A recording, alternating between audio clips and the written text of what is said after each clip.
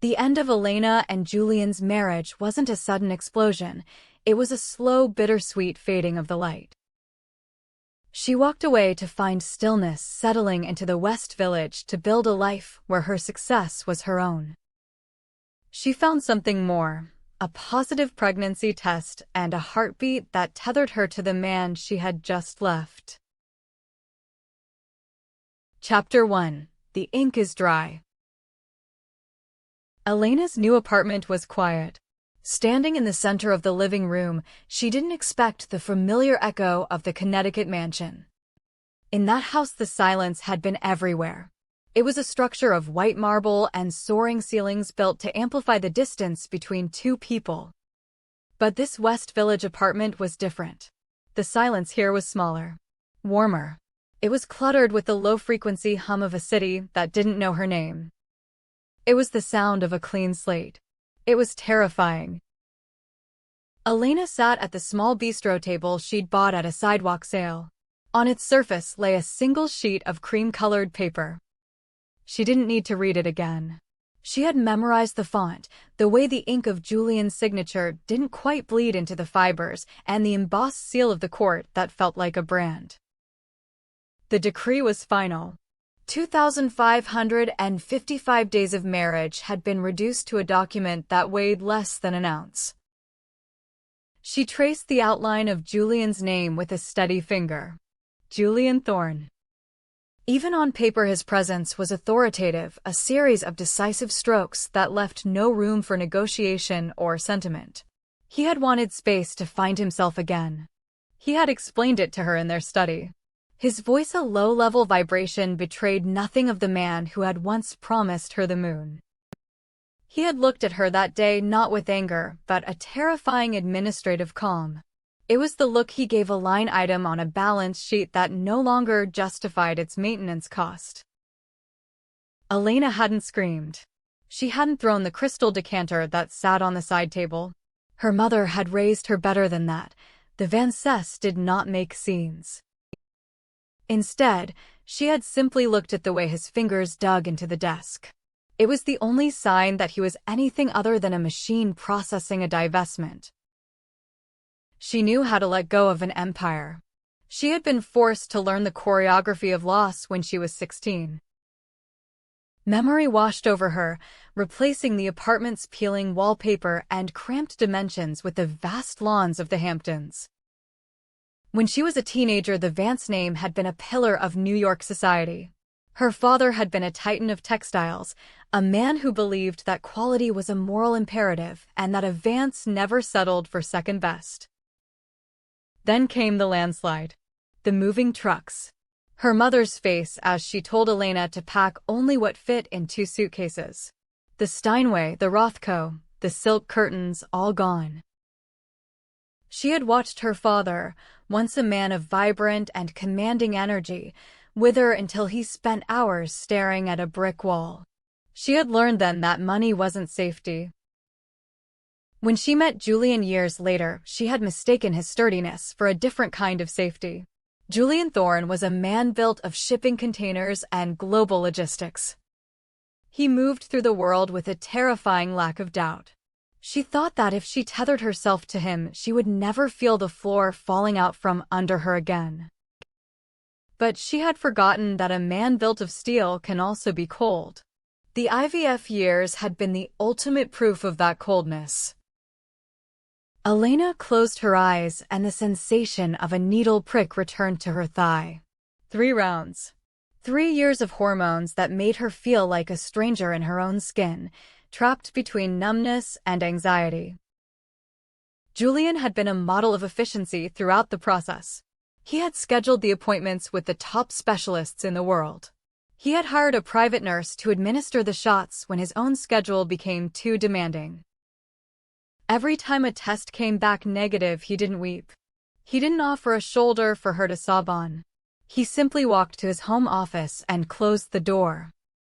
The silence between them had grown with every failure until it became a vacuum where nothing could breathe. Elena? You still staring at that piece of paper? Because if you are, I'm going to use it as a coaster for this very necessary latte. Elena blinked, the memory of the sterile IVF clinic dissolving instantly. Sarah was standing by the door holding 2 steaming paper cups. Sarah was a whirlwind of neon-dyed hair and blunt honesty. "It's just final," Elena whispered. Good. Finality is the first step toward not giving a damn, Sarah said, sliding the cup toward her. Drink up. We have a client meeting at 3 for that brownstone on 11th. Elena reached for the latte, but as the rich smell of the roasted beans hit her, her stomach turned. The aroma, usually her comfort, now smelled like metallic oil. She shoved the cup away, bile rising in her throat. She gripped the sink until her fingers went numb, waiting for the waves of nausea to recede. Whoa. Sarah's voice came through the door, softened by genuine concern. Elena, you've been sick for several weeks. The stress should be leaving your body. Elena sat on the cold tile of the bathroom floor, her forehead resting against her knees. Sarah was right. She'd blamed the nausea on the packing and the move. But as she glanced at the calendar on the back of the door, a cold realization settled in her gut.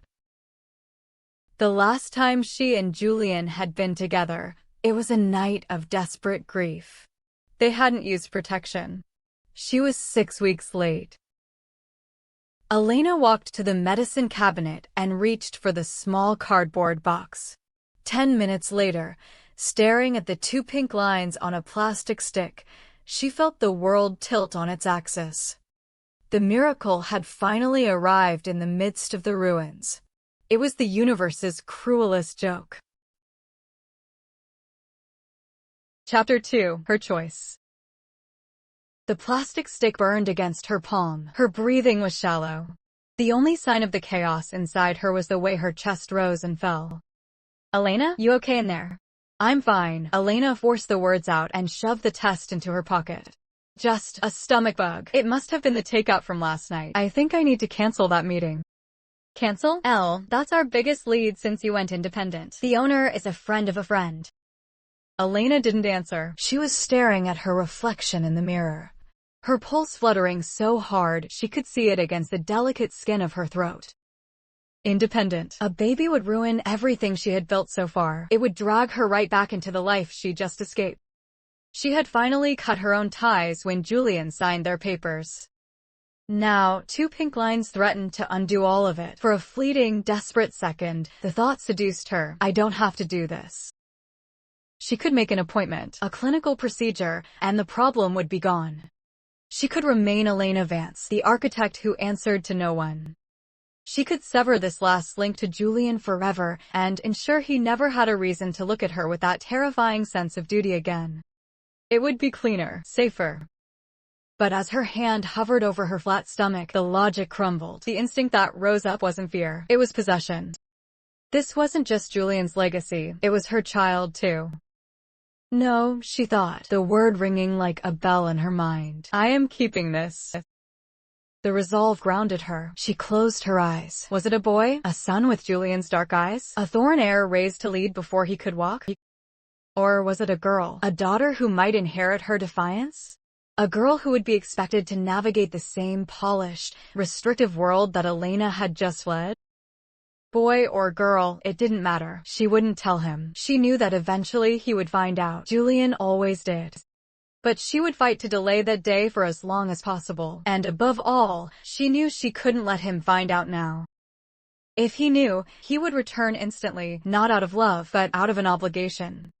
He would turn her life back into a series of protocols, medical checkups, and security logistics.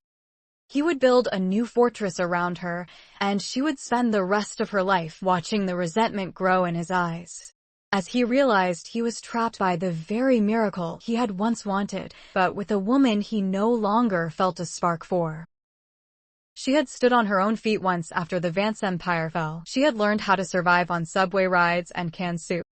She had clawed her way through design school and built a reputation that Julian's money had only polished, not created. She would do it again. She would be the architect of her own life, and this child would be hers, free from the thorn expectations. Don't cancel the meeting, Elena said, her hand instinctively moving to her flat stomach, her fingers curling into the wool of her sweater. I just need a minute. I've handled worse than a little nausea. She spent the next hour constructing her armor. She chose a charcoal blazer that nipped in at the waist, paired with a high-necked blouse in a muted cream. The combination was professional, sharp, and, most importantly, structured enough to hide any softness in her midsection. The subway is going to be a nightmare at this hour, Sarah noted, checking her watch. We'll walk, Elena replied, grabbing her heavy leather portfolio. The walk to 11th Street was a challenge. The smells of the city, like street food, old garbage, hit her all at once. Every few blocks, she had to stop and pretend to look at a storefront window, waiting for the nausea to recede. By the time they reached the brownstone, a cold sweat had broken out on her upper lip. She wiped it away, took a deep breath, and climbed the stone steps. The interior of the brownstone was a construction site, filled with the smell of sawdust and old plaster. Standing in the center of the skeletal living room was Elias Sterling, a man representing the kind of old money that didn't need to shout to be heard. He looked up from a set of blueprints, his gaze raking over Elena. There was a skepticism in his eyes that she recognized. The look people gave her when they weren't sure if she was a designer or just a wealthy divorcee playing at a career. Mrs. Thorne, Elias said, the words bouncing off the bare walls. It's Ms. Vance, Elena corrected him, stepping to the center of the room to inspect the original crown molding. The light in this room is northern, Mr. Sterling. If you use the palette your previous designer suggested, this room will be dark by 4 o'clock. You don't need gray. You need a warmth that reflects the history of the bone. She opened her portfolio and began to lay out swatches. Her hands were steady now, the focus of the pitch drowning out the rebellion in her stomach. As she spoke of textures and sightlines, she saw Elias's posture shift. The skepticism faded, replaced by a begrudging interest. Midway through a sentence about the flooring, a searing cramp broke Elena's concentration. She stopped, her hand reaching out to steady herself against a raw wooden stud. Sarah started to step forward, alarm flashing in her eye, but Elena held up a hand. It was a small gesture that commanded silence. She didn't look at Sarah. She looked Elias Sterling directly in the eye, her jaw set, her spine a rigid line of defiance. Forgive me, Elena leaned forward, tracing a finger along the rough edge of the window frame. I was just noticing the way the shadow hits that corner. We'll need to adjust the recessed lighting there. She stood there, a Vance among the ruins, proving that she didn't need a Thorne mansion to be the most powerful person in the room. When the meeting ended, Elias offered her a firm handshake. Submit the full proposal by Monday, Ms. Vance. I think we finally speak the same language. As she walked back down the stone steps into the fading afternoon light, Elena thought of the secret burning in her pocket. The ink was dry on her divorce, but the blueprint for her future was finally being drawn, and for the first time in 7 years, it was her hand holding the pen.